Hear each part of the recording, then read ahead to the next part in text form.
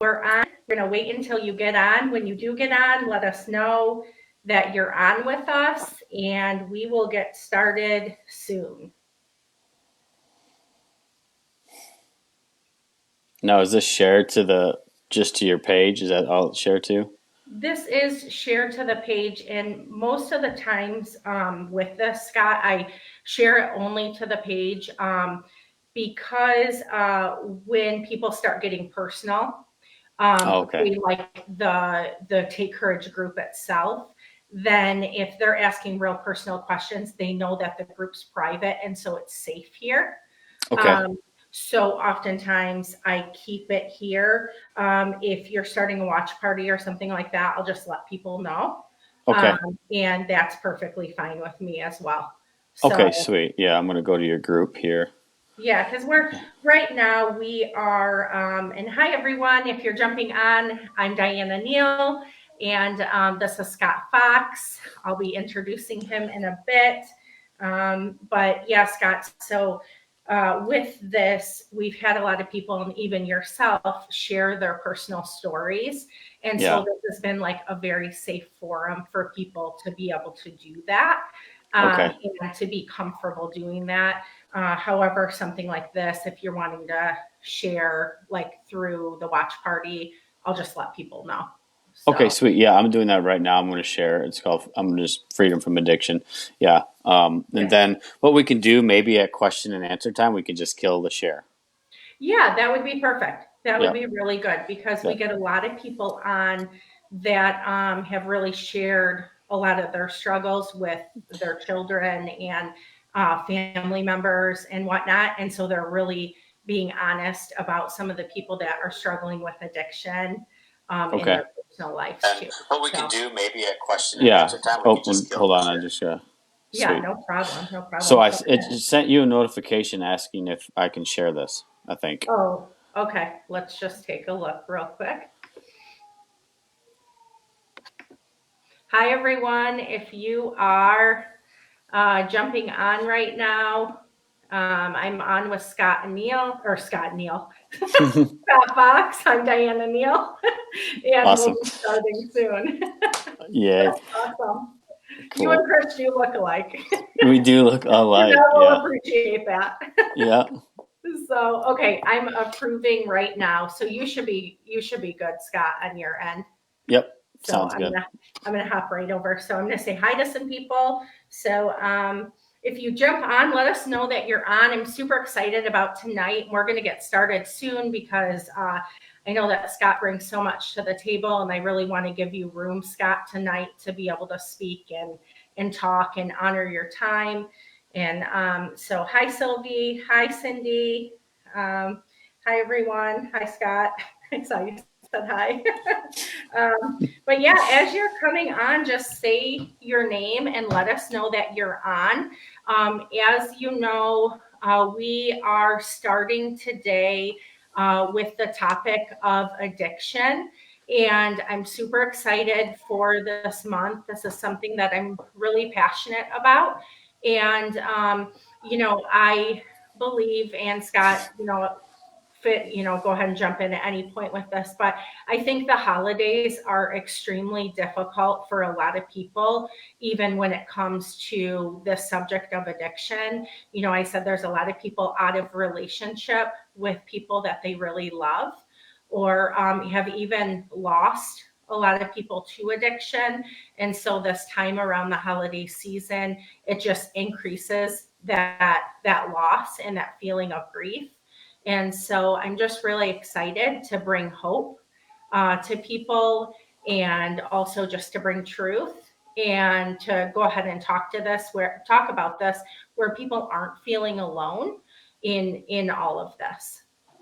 Yeah, I think you're right on that aspect that the holiday seasons is a lonely place for a lot of people struggling in addictions. I think uh, I would say one of the biggest concerns for my life back then is I just knew that nobody was experiencing what I was experiencing at that time, and I didn't know how to operate around functional people with happiness, you know? And Mhm. so when I'd get around people who were happy and enjoying life, even though it was a holiday thing and that like it's once a year, you're kind of like this, I just really felt distant every time, every Yeah, single time. It was weird. absolutely. And then a lot of these people who have parents and, different relationships and whatnot, they're missing the person that's in addiction as well. So, so this month we're going to get started. Actually, there's a lot of people on already. And, we're going to be talking about in the month of this month, December, on addiction. And we're going to be talking about all forms of addiction, whether it's drugs, alcohol, sex, gambling, porn, food, love addiction. There's so many different types of addictions out there. And we're really going to be going over all of this. We're going to be talking about roots. We're going to be talking about overcoming addiction, how to stay free, how to get your life back. And so if you're watching right now, I'm Diana Neal and I'm on with Scott Fox, and we're going to be jumping into this topic. And, maybe you're a person that's in this group and you're struggling yourself. And so I just encourage you to stay on, listen to the story. At the end, we're going to be having question and answer. And Scott is full of wisdom. And I just know that there's going to be a lot of hope and a lot of freedom released tonight. And so I'm really excited about that. And if you're watching and you just want to know more, or you know someone in addiction and you're trying to navigate the relationship, you're trying to navigate how to do this, because we'll get into this more, where there's been a lot of, I believe, wrong mindsets about how to have relationship with people in addiction. And so I want to talk about some of those things too. So I'm on with Scott Fox right now, and Scott is a really good friend of mine, and he's actually married to one of my best friends. And Scott is a husband to Janelle, and they have 3 beautiful children. Scott is in business. He does 2 businesses actually, and he runs a recovery group called New Life Recovery, and that is in Holly, Michigan. Is it? No, Ortonville. Ortonville. Okay. Yep. Ortonville, Michigan. And so, as you're watching this, if you feel led to connect with Scott, you can connect with him on it's called Walking on Water page, and you can send him a private message that way. And I'll also put that on later so that you can connect with him as well. So, Scott, I just want to jump in if that's okay. Let's do And it. okay, awesome. Thank you for being on. I'm honored and I appreciate your time. So, I'd like to open the floor for you to just share your story. You had mentioned when we talked a little bit about trauma, addiction and freedom. And I just want to open the floor for you to share your process, share your story. Yeah, sweet. So I'm going to go all the way back, Yeah. way back. So when I was a young kid, one of the biggest things that ever happened to me in my life was my mom passed at a young age. I was 8 years old. I was a mama's boy. And as that happened, like I started sheltering myself from emotions with other people.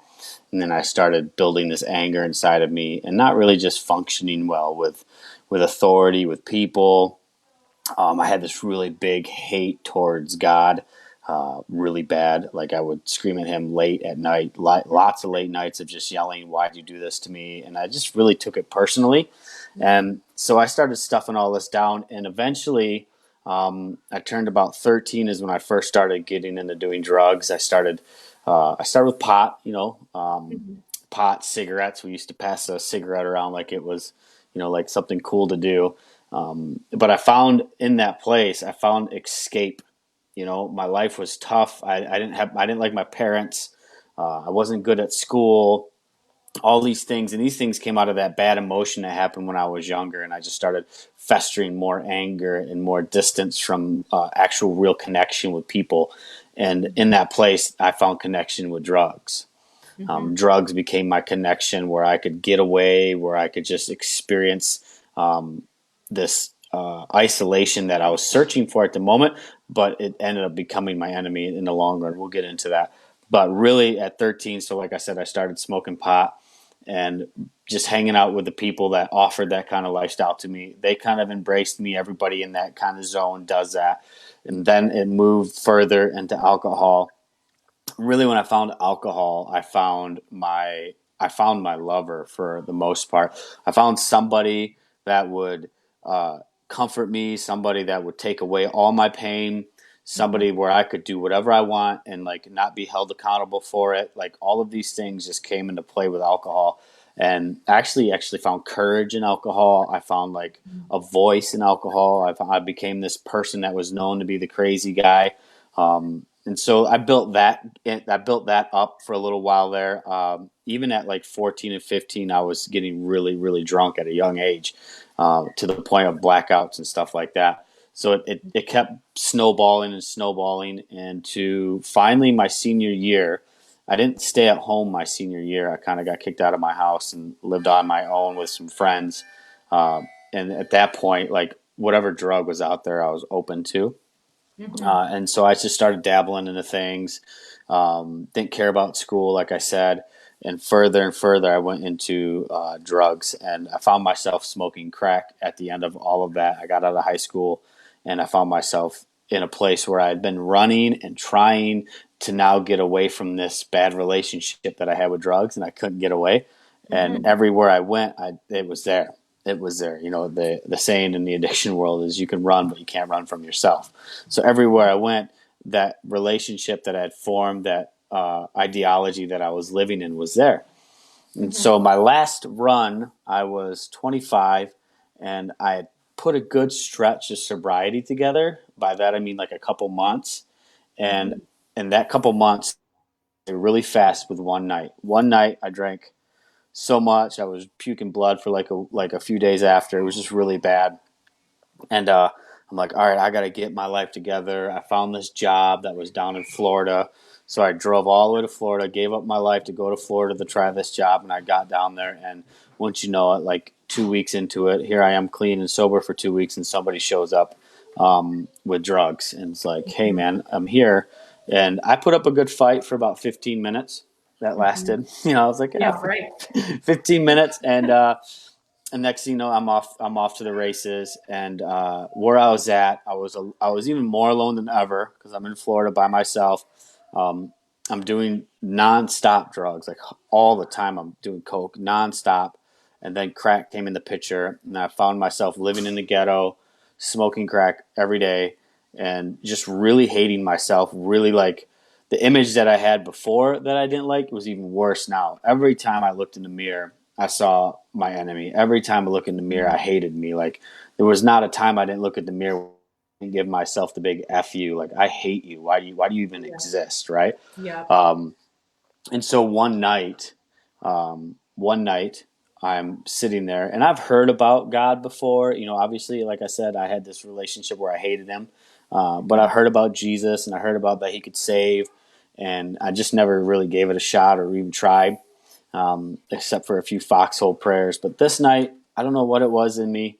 I just got tired of carpet farming, is what we call it in the business, looking on the floor for things that might get you high. Um, Right. so I got tired of it. Just got done looking in the mirror, giving myself a nice little pep talk. You suck. You no good. And I Mhm. went and laid down in bed. It was 3 o'clock. I had to get up at 6 to go to work the next morning. And I just cried out. I was just crying. I'm like, I hate this so much. I hate this so much. And Mhm. so I cried out to Jesus. I'm like, Jesus, if you're real, like, I don't know if you're real. Like, I have no idea. But if you are, you got to take these drugs from me. I don't know how to stop. I cannot stop. Please Yeah. help me. Yeah. And so I left it at that. I went to bed crying, kind of like did this little, you don't really sleep when you're on crack. You just kind of like do this zone thing. And then I woke up to go to work. And I went to work that day. And that day I had to go to a job site where they were building a hotel on the ocean in Jacksonville. And I put this big hole saw in the wall. And I'm getting ready to cut a saw and cut a hole in concrete. In order to do that, you have to bolt it and set it and mount it. So I'm there. I'm surrounded these rough construction dudes. It's like brick. It's like bricked. It's nothing else to it. I'm doing like fire lines for hoses and stuff. So it's really, really big, early stages of the beginning process. And I turned the water on because you got to turn the water on not to get dust everywhere when you cut concrete. And as soon as I turned the water on, I don't know why this happened like this, but it did. As soon as I turned that water on, I started bawling.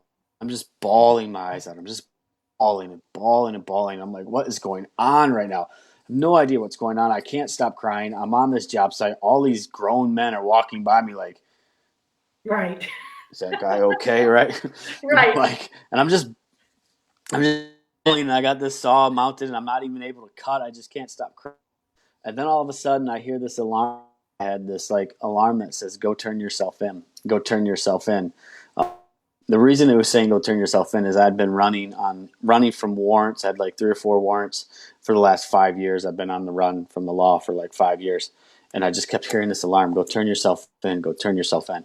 If you knew me, I was not somebody to stand and fight. I was always a runner. I never wanted to turn myself in.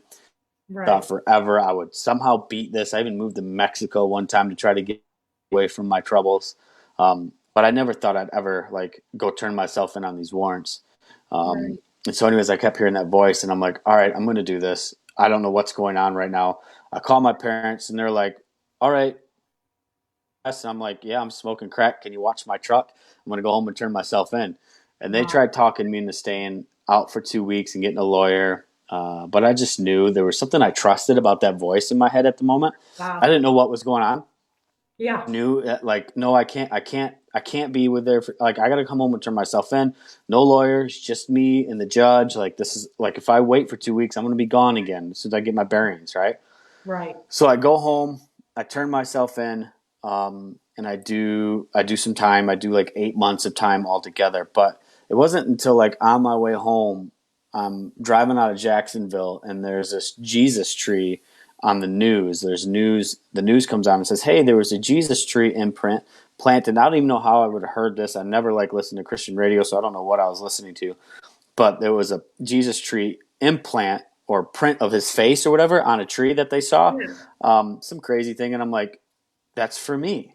Like in my head, I knew that was for me. And so I was Right. going to turn around and go see it. And as soon as I got ready to turn around and go see it, like I heard that alarm go off in my head again. No, go turn yourself in. Go turn yourself in. And it Wow. didn't stop. And it was just so constant and patient and peaceful. So I went home. I turned myself in. I ended up doing what I thought I was going to do was like 5 years, but I ended up doing 8 months. Right, Wow.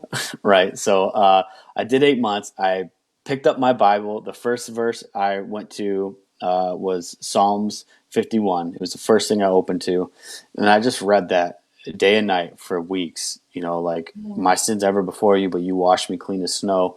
Like take me, make me yours, make me a teacher. All this stuff I just kept believing. Next thing you know, I'm having this full blown conversation with Jesus. I'm in like a 15-man cell, and they're like, "Who is this crazy dude that's doing push ups and talking to God at 3 o'clock in the morning?" It was nuts. I was just Yeah. it's a good time, man. I just realized that. Like, was I perfect at that time? No, I was still a psycho. I was still like crazy in my head. I still was working out lots of bad behavior issues. Mm-hmm. Um, like I was not treating the people in my life well. I was still acting like an addict to them. But Mm-hmm. I had this relationship with God that was going on. And I just knew there was something really crazy going on. And so that lasted for 8 months, man. I was in there just Wow. 8 months, like totally getting wrecked by God, having a good time. There was like moments in there that were the most peaceful times of my life while in jail. And don't get me wrong, there was also moments in there where I was a spaz. Right. But there was also like things that I've never experienced before. I always experienced spaz, Scott, but I never experienced peaceful, Scott. Yeah. And so it was pretty sweet. I got out, and ever since then, I've just been pursuing his presence and who he is in my life. It's never been the same since. I haven't smoked crack, I haven't smoked cigarettes, haven't drank a beer in 12 years. Wow. I did pursue recovery groups. Yeah. I just knew I didn't do AA. I mean, I did like the first 3 steps while locked up. They do that kind of like they have AA groups. So I would Mhm. go to those, and they kept you in 3 steps. Yeah. But God, for some reason, like walked me through like the 12 steps in our own way. We kind of did our own little thing. Right. Um, which was cool. But I also did AA every now and then. I did NA every now and then, and I did also church recovery groups because I knew I needed to be around people who were going to hold me accountable to who I was. Like there was just this thing that was shifting inside of me, and I was still fake. I was still a liar, and I needed to be around Mhm. people who could see that. So I stayed in that area for a while, and that's my recovery story in a really small nutshell. Yeah, Yeah. no, and thank you, Scott, for being so transparent. I appreciate it, and I appreciate you really sharing because I think with the subject, we need people who are going to be really honest, Yeah. especially with something so raw and something that affects people's life in such a horrific way. Like, if there's anybody even watching now, like that is what people want. They want to see the real, and they want to know that there's hope, you know. Yeah. Yeah. And Yeah. so thank you for sharing that. And I'm glad that you brought up some of the different avenues of sobriety, AA, NA, I know about Celebrate Recovery. And some people I know they've had encounters with God, and then they've used the church as their like group, their support, Yeah. and I know about like Teen Challenge, you've been involved with them. And so there's a lot of different avenues, obviously, of sobriety. And in a bit, I want to get into like mindsets and some of the ways that some of the mindsets that you've had to overcome. Hmm. But I had put out actually a TED Talk today on the page, and it was by this guy. I hope I'm saying his name right, but Johan Hari. Hmm. He's a journalist, but he did a TED Talk. And also, I put an article on as well. And I love the statement that he made, and that's why I put it on. It was the opposite of addiction is connection, not sobriety. And so in it, when I first thought of it, I thought, what is he talking about? Even though I'm big into connection and community, but I'm like, I want to know what he's talking about. And in it, he talks about this person who did basically an experiment with rats. And so I'm not even sure if you were able to listen to this or not. Um, do you know what I'm I referring? know. I know yeah, I've heard of this guy. I've listened to him quite a bit before. Oh, really? Okay, great. Yeah. So I know the rat study. if you're on and you're watching, so this guy talks about this experiment. And so he talks about how there was a rat, and he put one single rat into a cage by itself. And there were two water bottles. One was pure water, and then the other bottle of water was laced with heroin. And every day, the rat would instantly go to the bottle that was laced with heroin. And it would keep going back, and then overdose. And they did this experiment with these rats over and over again. And it was the same exact process. Well, then in the other cage, they filled it with I believe it was like 25 rats, of both male and female. And they had 25 rats in there. They also they called it like a rat park. So there were like hamster wheels in there, lots of things to do. There was food in there. And when they put those rats in there, they never went to the bottle that was laced with heroin. They only went to the pure water, and they stayed obviously in connection with the rat pack, right? Hmm. And so, what in the study and in many other research examples that this guy was talking about, he talks about connection is really the key, that the opposite of addiction is connection. And that, like, with the first rat, obviously, it was saying there was boredom, loneliness, and so the craving fed that, right? The craving was what fed that. But with the other ones, they were more drawn to connection Yeah. and being known and having something to do, right? They weren't drawn to the instant effect to take away the pain or whatever it might be.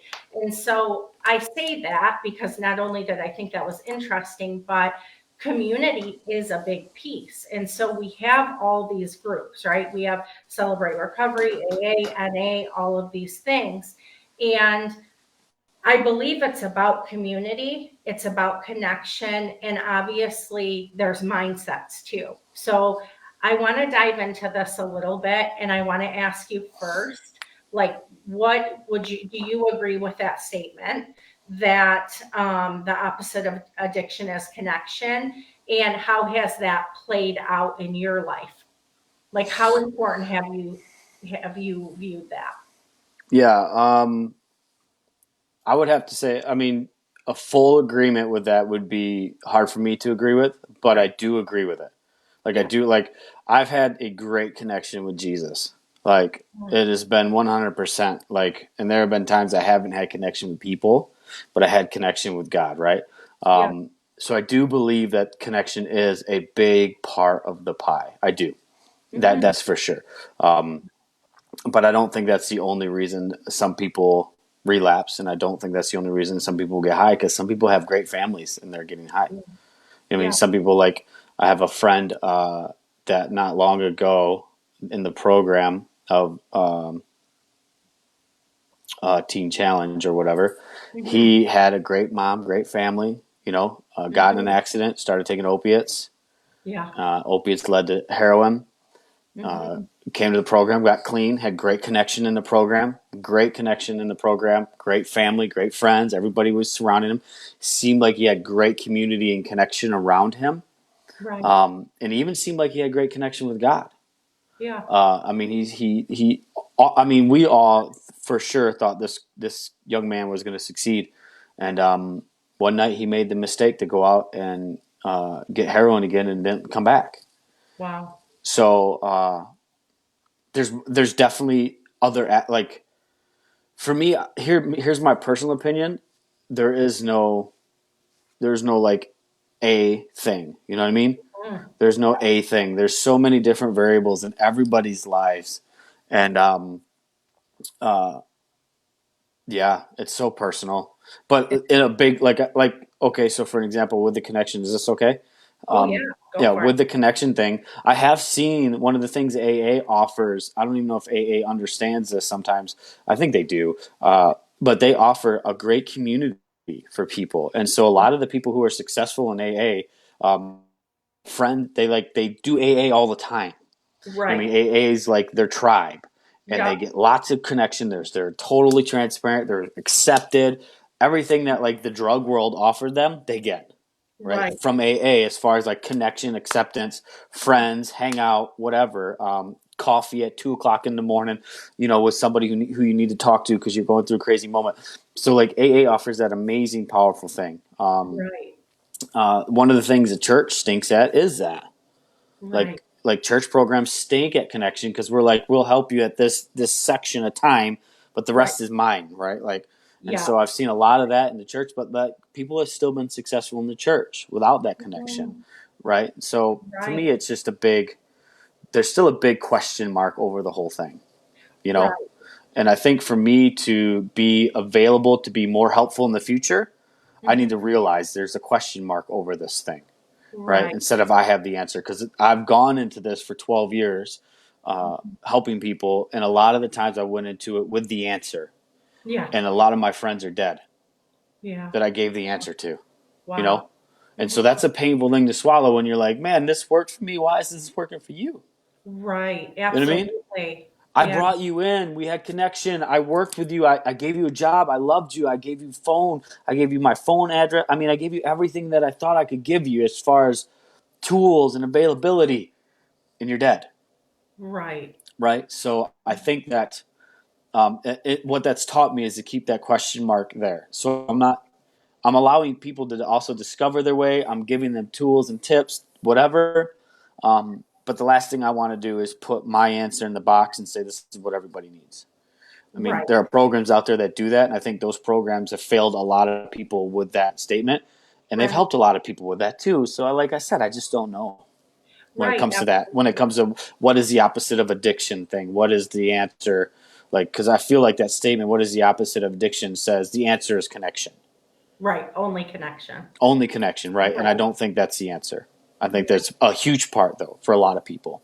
Absolutely. Like I think all of us, we need community, we need transparency, we need to feel love and acceptance and those type of things. But yeah, you're saying that for each individual, there's a lot of different avenues of sobriety. And so you're not going to go and say you have to do this exact thing and this is Right? what's going to work for you Yeah.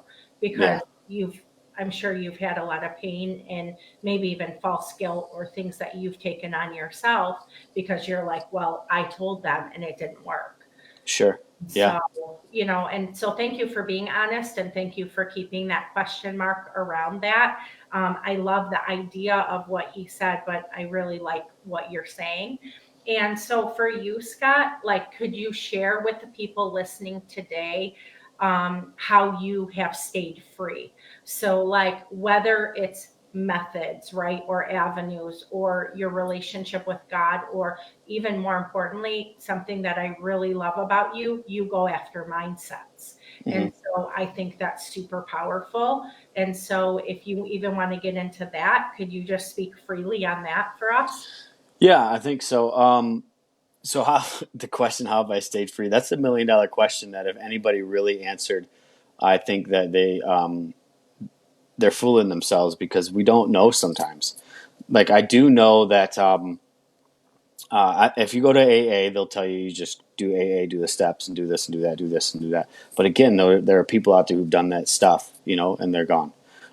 There are people out there who I used to hear all the time. I put my Bible down and I stopped going to church, right? Mhm. And then and that's why I relapse. Well, I've seen people who don't put their Bible down and they're still going to church, and for some reason they got a bug up their butt and they decided to go get high. Um, Right. so there are so many avenues, but for me personally, it has to be the intimacy with God that has been developing over the years.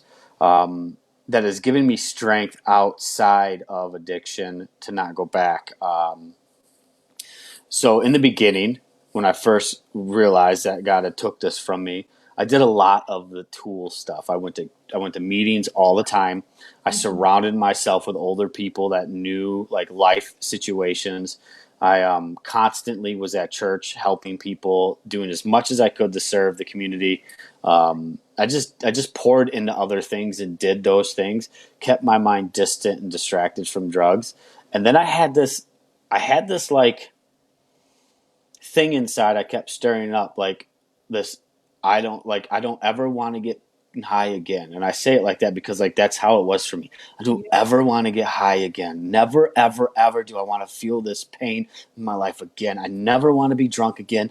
Like I would look at a bottle. Like I remember one time I was sitting I'd just been clean now for a year and a half and I was at like a family event and it was hot out. We were and this family that I was with drank, right? And it Mhm. was super hot out and there was a beer that was put down in front of me. Everybody had like beers on the table and there was this one beer and it had ice. I could visually see the ice dripping down the beer and thinking Right. about that beer. And I just remember thinking like inside of myself, after all I've went through, Mhm. after all I went through, you're going to pick that back up. And you know what you're going to do? Here's what you're going to do when you pick that up. You're going to drink that, and then you're going to drink another one, and then you're going to go get Coke, and then you're going to cheat on the people you love, and then you're going to do something so stupid. Like, I would just walk the process through quite a Mhm. bit. Like, I, Right. I don't know if that was taught to me by God or whatever, but like seeing the end result of me drinking and realizing that the end of the result of me drinking was going to be something very bad, right? Mhm.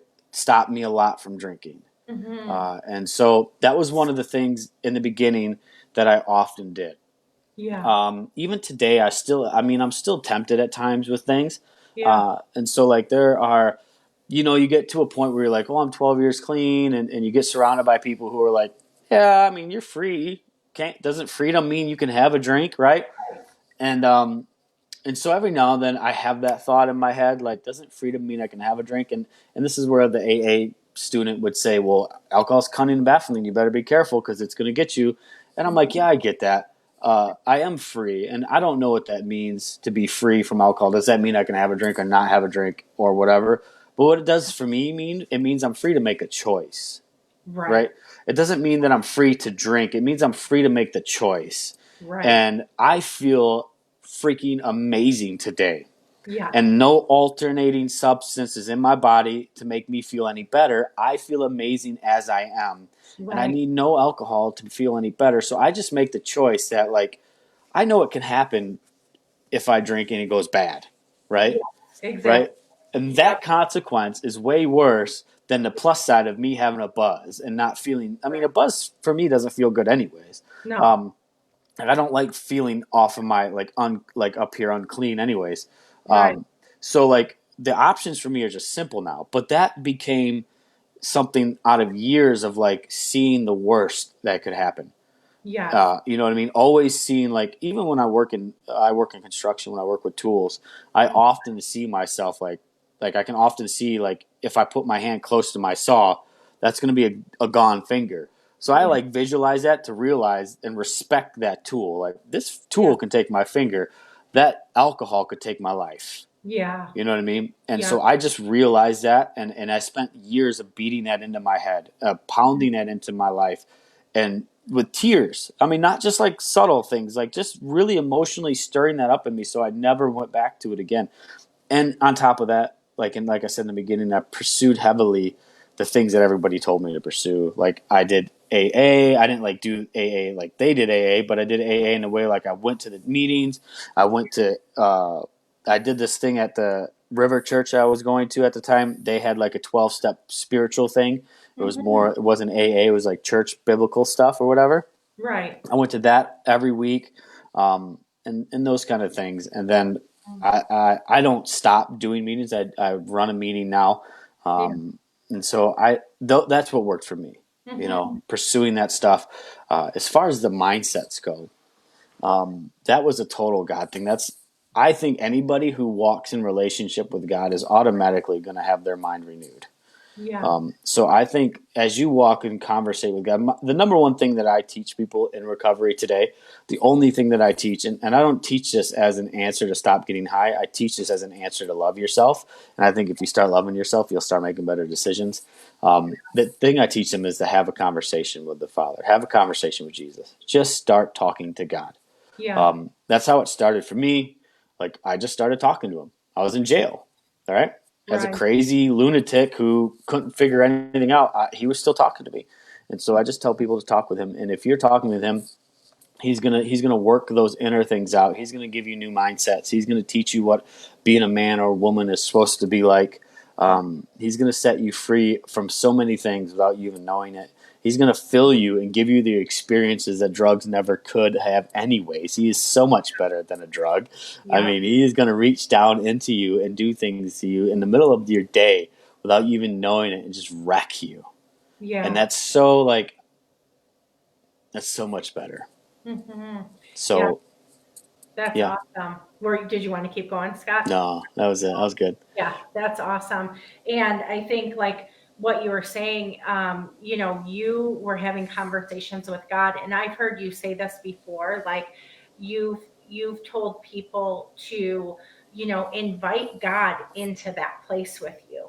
Like you might, whatever the sin is or whatever the addiction or the problem might be, like whether it be porn addiction or whatever it is, but to invite God into that place and like be real. Like he already knows that you're doing it, but like just bringing him into that. And could you talk to the listeners about that a little bit? About inviting God into your place. Yeah, because I know even for me and my story that, I haven't got into or anything like that. I know in a lot of areas of my life where I had bondage and struggles and addiction and whatever it was, I invited God and said, God, I don't want to stop. Or God, I don't know how to, but I'm asking you to take away the cravings, or I'm asking you to give me the desire to change. I'm asking you to be here with me right now, to love me where I'm at and sit in this with me. And I know that oftentimes there's so much shame in there and we don't feel like he wants to come next to us, but there's something powerful about that. And so I wanted to know, like, could you talk to us about that? Because I know you share that with this group that you lead. That's a message, right? That you share. Yeah. Yeah, I think for me that's the most important thing in the world for me in my life. Um, no matter what I'm going through, no matter where I'm at, no matter what's going on, you can take church from me, you can take the Bible from me, you can take my family from me. I mean, I've had nothing at one time in my life, many a times, you know. Um, Mhm. and what I've found, even walking with Christ, even walking in recovery and losing it all because of my dumb mindsets, like getting a divorce and losing what I thought was losing it all, Mhm. like, he's still there in the middle of it, man. He's still like willing to communicate. And so one of the things that I've always been blessed with is like the ability to be raw with God, be raw and transparent. And so maybe it's even psychotic a little bit. Like, I don't care. I just Mhm. don't care if people see me talking to him. I just don't care. Like I fight with him. I've fought with him many a times. I don't win, but I fight with him nonetheless, right? Right. And I'm willing to be so engaged and so raw because what I want is what he's promised. You know what I Right. mean? And if he's Right. promised me something, then it's got to be real, and I'm not going to settle for anything less. And so in those places of just being with him, it's um, yeah. There's nothing secret about it. You just talk to him. Right. You just get real with him, and you just be as real as you can be. Take a walk. I mean, most of my healing and most of my life has been changed on a walk. Mhm. Like a literal walk, just walking down the street, like talking as I'm talking to you. Like, Mhm. seriously, I don't know what to do about this. I've been trying and trying and trying, but this isn't this and this and that isn't this. And usually it's me yelling at him, and Mhm. then 2 days later, him whispering something that breaks my life apart later Yeah. about what I was yelling, Yeah. and it changes everything. Yeah. But nonetheless, I just know he loves me, and if he saved me when I had a crack pipe in my mouth and I Yeah. was the worst person that I've ever thought anybody could ever be, if he saved me then to have a conversation with me, then he's not stopping because I'm Right. trying to be a better person messing up. You know what I Right. mean? He's actually engaged even more than ever, and I want that for everybody. I want that for myself. I want that for you. I want that for everybody on here to know that, like, the person who loves beyond all love is willing to have the fullest conversation with you. And if you're struggling with addiction, if you're struggling with like trying to figure out how to do these things, he has answers for you that I don't. You know Right. what I mean? He's going to heal things that I can't. Yeah. He's going to teach you things that I never will. And so, like, please have a conversation with him. Yell at him if you have to. Yeah. Fight with him. Make it the Yeah. realest thing. Like, you just have to believe he's real and there. Like, be Yeah. crazy. You already talk to yourself anyways. Right. Like Yep. we all Exactly. do. Why not just pretend God's on the other side of it and Right. watch what happens? Yeah, that's So that powerful. That's yeah. so good.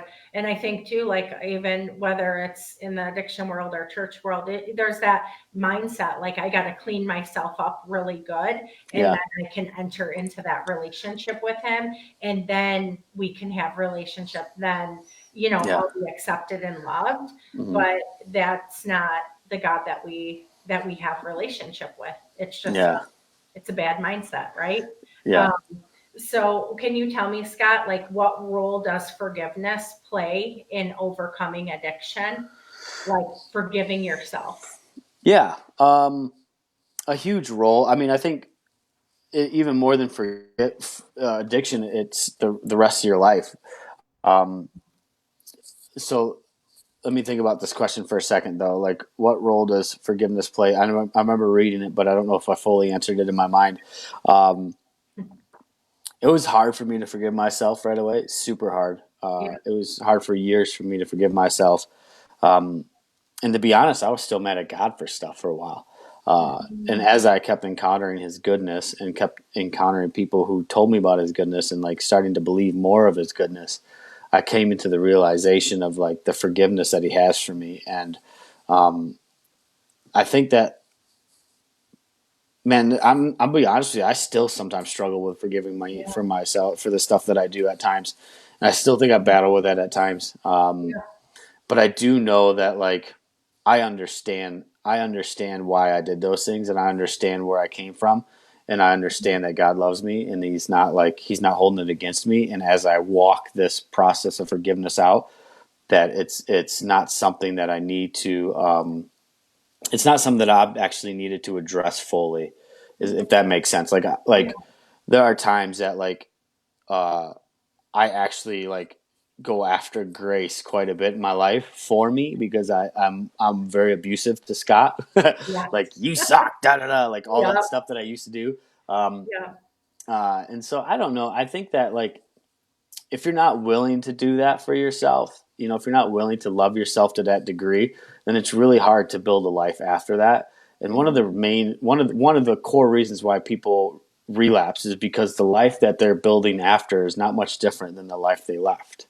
You Wow. know, and so if you're not building a life that's different, if you're not going after things like forgiveness, Right. not to say that you have to. I'm not telling you have to fully forgive yourself in order to experience recovery. I'm just saying go after it.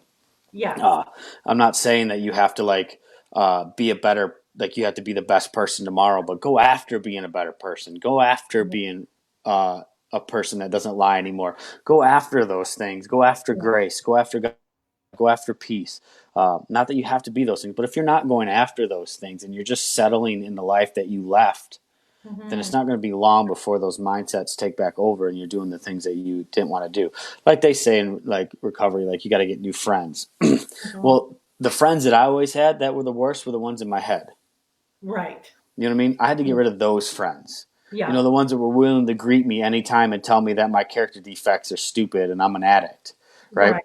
Like those friends had to go. And that's one of the Yeah. reasons I struggled with a lot of the meetings is because they kept saying I was an addict and my character defects, what I had to work on the rest of my life. And I'm not working on my character defects. I'm Right. working on what the divine nature that God has for me. You know what I Right. mean? Like I'm going to drop the character defect and I'm going to pick up the divine nature. What does this look like? Right? Right. Like I know that character defect's no good. I know that anger, that jealousy, that ego, that spitefulness. Mhm. I know what that does. And I'm not going Right. to try to change that. What I'm going to see is what's this peace about? Right. What's this joy about? What's that mean? And Right. so when I started pursuing those, when you pursue those things, you start Mhm. moving into a better place in life. And then eventually, like I tell people this, if you're going to pursue the love of God, eventually you're never going to think about addictions again. Yeah. Like if you pursue his love. And I just really believe that. Mhm. And I don't think that's one of those question things. Like, how does that work though for people? Right. But in a nutshell, I believe that. Yeah, because it's the love of God that destroys the shame. And there's nothing like the love of God. Like there's Yeah. nothing more addicting than the love of God. No And way. it's like the more that we go after that, that fulfills us more than anything, more than any drug, more than any addiction, more than any relationship, more than anything can. And so to me, that is the answer. And then we set ourselves up with successful things, right? Support groups or meetings or whatever it might be, going Yeah. into your mindsets, but it's staying in relationship and in love. And his love allows us to love ourselves. And I think you said that even in the beginning. It's like the more we get loved on by God, the more that we begin to love ourselves and see ourselves the right way. And so, Yeah. you So, know, so the mindset thing, I actually do. I'm thinking of some things that I like to think about quite a bit. So one of the things we had just touched on a minute ago is one of the mindsets that I believe is super important to move into. First of all, I like to keep it in the realm of moving into, working towards, pursuing, not yeah, absolutely having. One of those mindsets is realizing that you're not that person because that's who you weren't that person because that's who you were. You're mhm, that person because that's who you chose to be, right, right? Like and so the first step for me to move out of those things is like, okay, if that's not who I am, then God, who am I?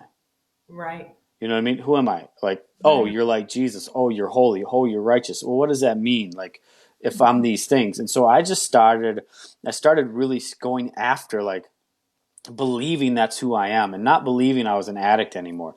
I even stopped calling myself an addict for the longest time. I still catch myself doing it. Like when I talk to the guys, I like, listen, I'm not going to talk to you as addicts today. I'm going to talk to you as saints. I'm going yeah, to talk to you as men. You know what I mean? Like yes, when I'm talking to men or women, however it works yeah, out. But I really just believe that like it's that pursuit mhm, of the availability and believing that that's not who you are is the first start of any change in a mindset. Like yeah, the first thing you got to believe is like that's not me. That was choices I've made, right, right? And right, let's look what happens when I start making better choices. And it was hard to believe. It was so mhm, hard to believe I was a good person when I kept making bad decisions. You know mhm, what I mean? yeah, Even as a sober person, I kept making bad decisions and mhm, like it was really hard to believe, oh, you wretched man that you are, wasn't who I was, that I was right, saved and delivered by Jesus to be the righteousness of God on earth. And so it yeah, was really hard to believe when you're when you're my ex-wife, when you're cussing her out and calling her names and getting physical with her and doing all these dumb things, and mhm, then at the same time uh, believing that you're supposed to be a good man. Like right, it was really hard to accept that when I kept being dumb. yeah, And then like I mean, so many things in life are hard, when you don't do them. What, like paying your bills? I never paid bills, so Right. I'm struggling with that. Like, I'm not a good man. I can't even pay my bills. I don't even know how to do this stuff. Like, believing in what God says about you in the midst of what you're doing Hmm. is probably the biggest thing that you need to cling on to.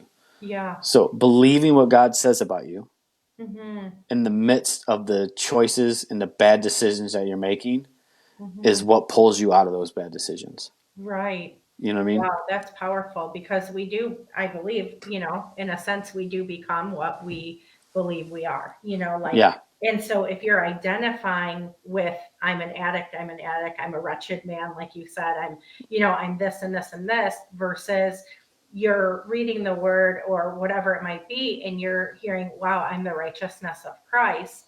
Okay, I don't feel like that, but what does this look like? And so you're saying you would kind of dig into that, hold on to something, even if you didn't feel like it. And then would you like meditate on it? I mean, I know you do this now, I'm sure, but would Yeah. you meditate on it and then just choose to believe? And so Yeah. when those thoughts came up, you're like, no, I'm not that. This is what the word says. And so I'm going to choose to believe this and I'm going to walk this out. Yeah. So I I wrote a lot. I Yeah. wrote a lot. I have stacks of yellow papers downstairs of me journaling because I just journaled all the time. Yeah. Um, so I would every morning. It just started in jail. Every morning I would get up and write to God.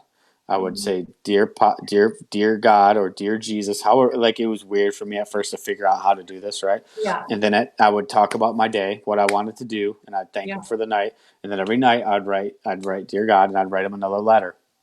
And then throughout the day, I knew in order for me to learn Scripture, I had to write it. So I Yeah. just wrote it. I wrote it and I read it and I wrote it and I read it and I wrote it and I read it. I wrote it a lot to where like a lot of people would like. I know a lot of Scripture. Yeah. Not that I don't want to say like me knowing scripture is better. You know what I mean? It's just, it is Yeah. what it is. I just wrote a lot of it. Yeah. And I wrote the things that I thought were powerful for me at the time. Like, you know what I Mhm. mean?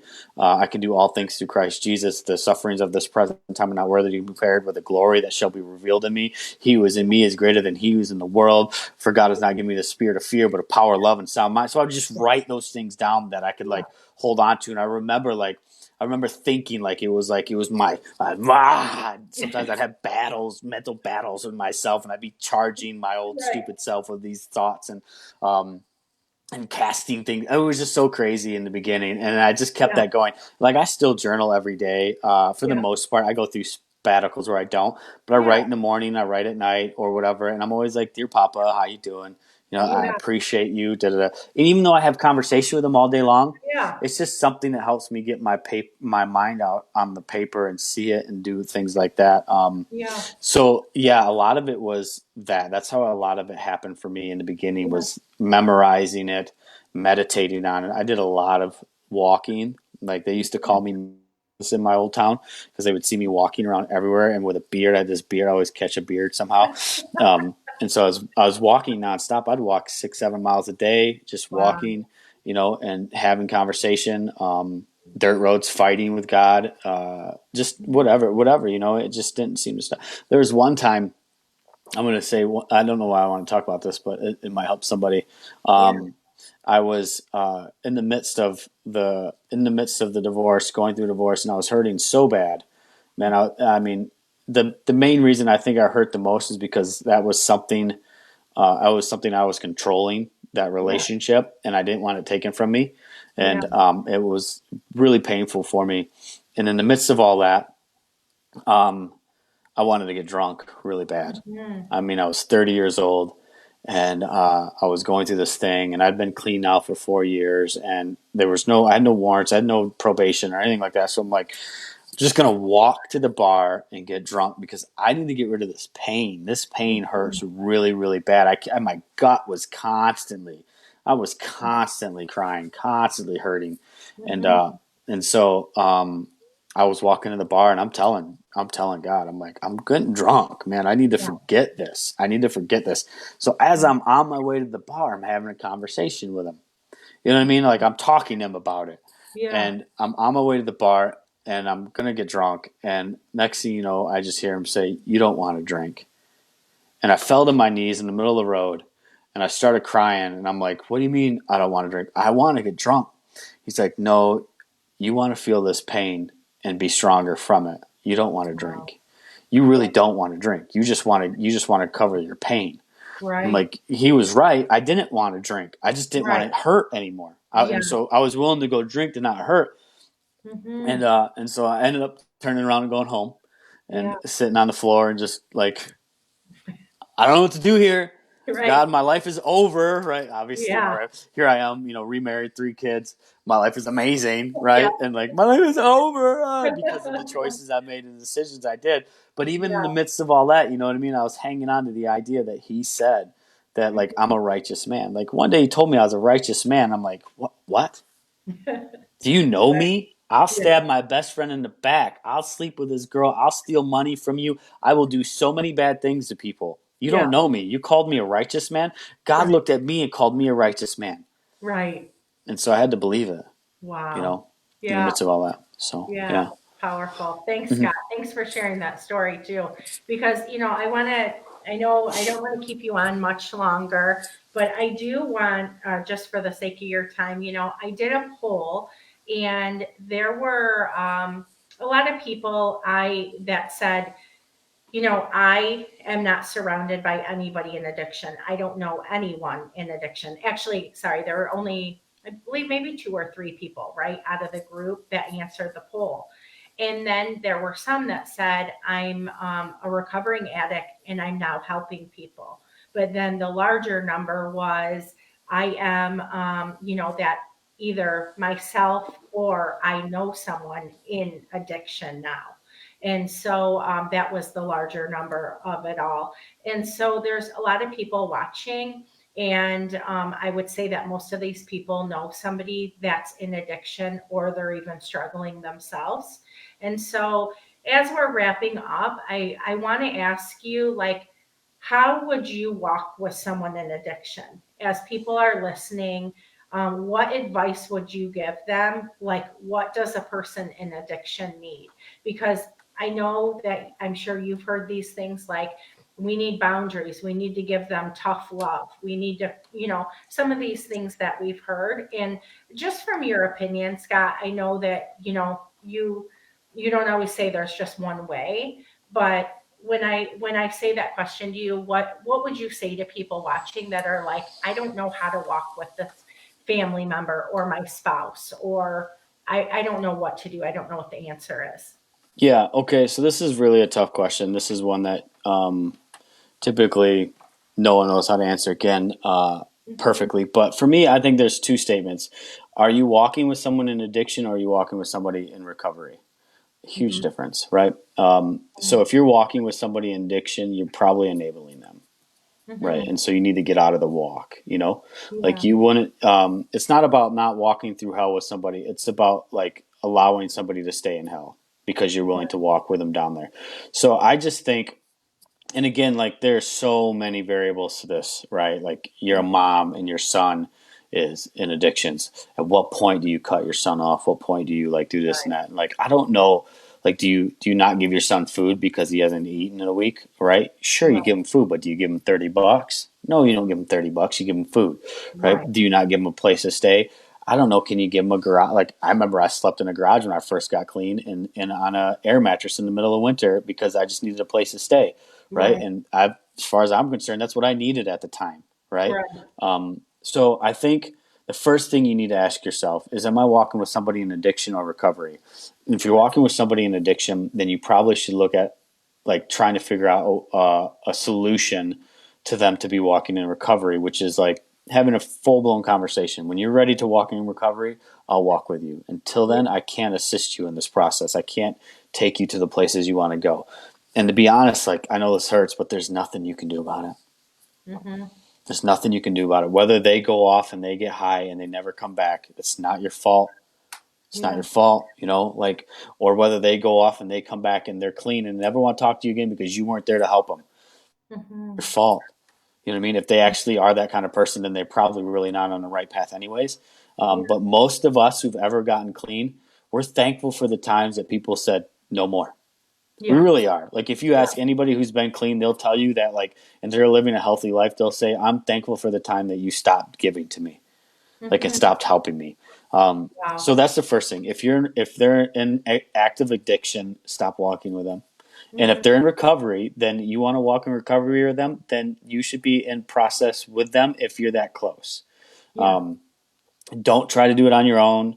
You're not going to know. You're going to be, I mean, because anybody who comes out of addiction is still lying. They're still cheating. They're still shooting moves. They're still trying to figure out mindsets. They're still trying to get high, just not with drugs. You know what I mean? They're Right. still learning things. And so the best thing for you to do is get in some sort of Al-Anon, to get in some sort of uh, group that helps you in that place because you've decided to walk with somebody in addiction or recovery.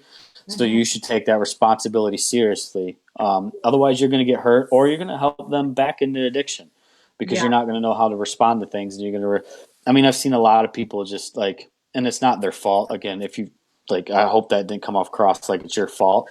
But like a lot of times, people try to help people with, and they're messed up themselves. You know, like Right. we're messed up, and you're Yeah. screaming at him and telling him he's a loser and he's no good because he hasn't paid his bills in 2 weeks, and really what he's done is a miracle. He hasn't been high for a month, right? Right. And now Right. like, and because he's not doing something that normal people do, Right. he's looked right. So it's really important that you go get help yourself to help if you're going to be that person. Like we wouldn't counsel anybody without having a counseling degree, Right. right? Right. Right. And so a lot of times people are like, well, I know him, so I can. That doesn't mean you're helpful. Right. Um, Exactly. so really key point one, if he's walking addiction, don't walk with him because you're going to be enabling him. If he's walking in recovery, make sure that you're getting help yourself on how to walk with somebody in recovery. That's Yeah. what I would say. That's awesome. Thank you, Scott.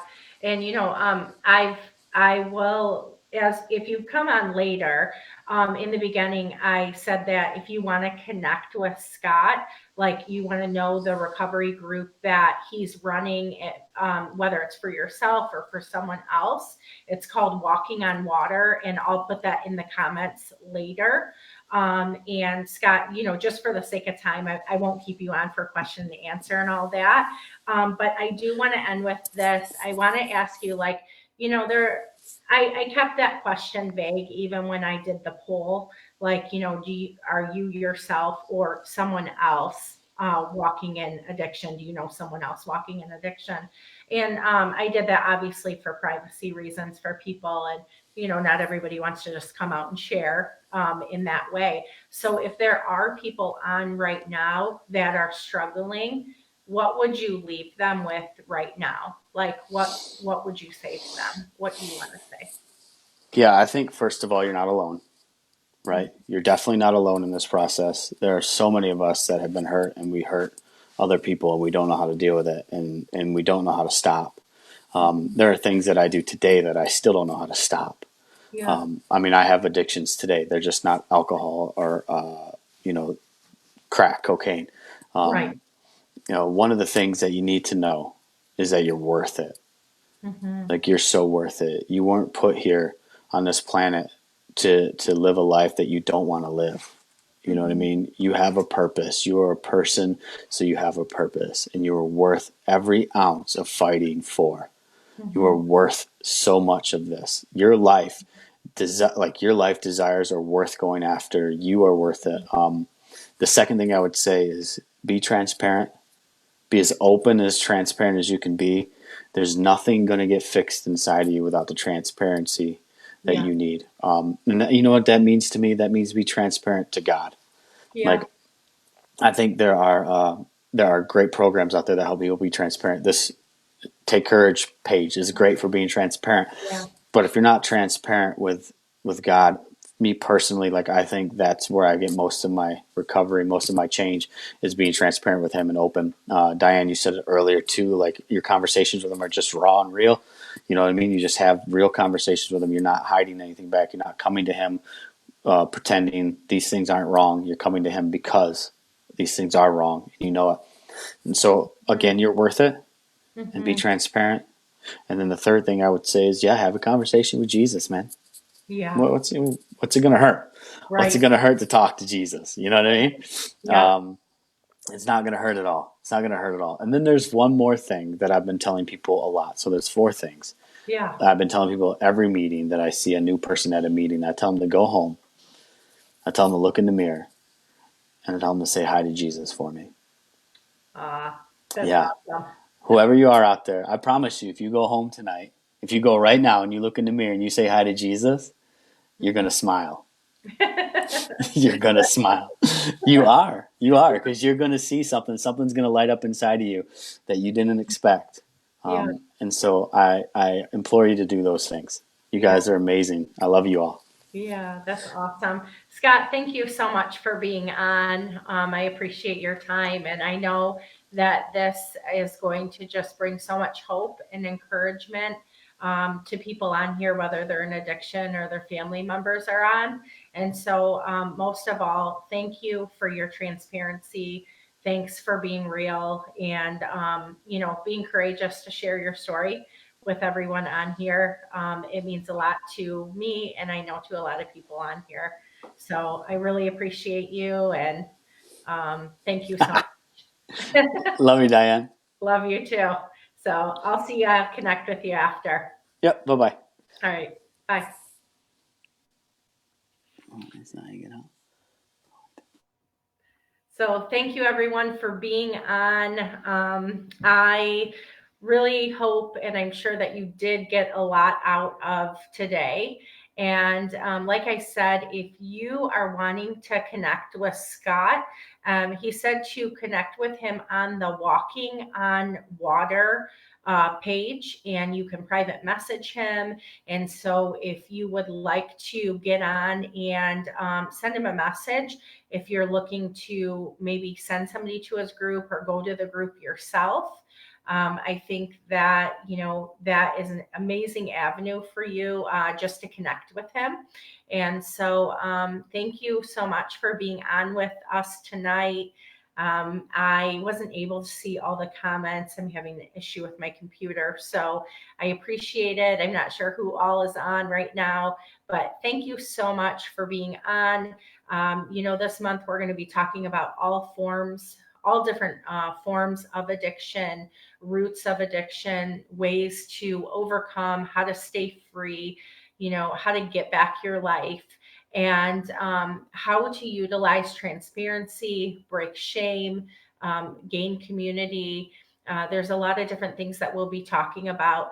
And in 2 weeks, on I believe December 16th, I'm going to have a couple on, Jason and Kara Pate. They're married and they're both an incredible couple, and they'll be sharing their story of overcoming addiction and now helping others walk through it as well. And so thank you so much for being on. I would love feedback. And like I said, if you want to connect with Scott, connect with him on Walking on Water. So thank you, everyone. God bless you. And I hope that you have an amazing night. Love you all.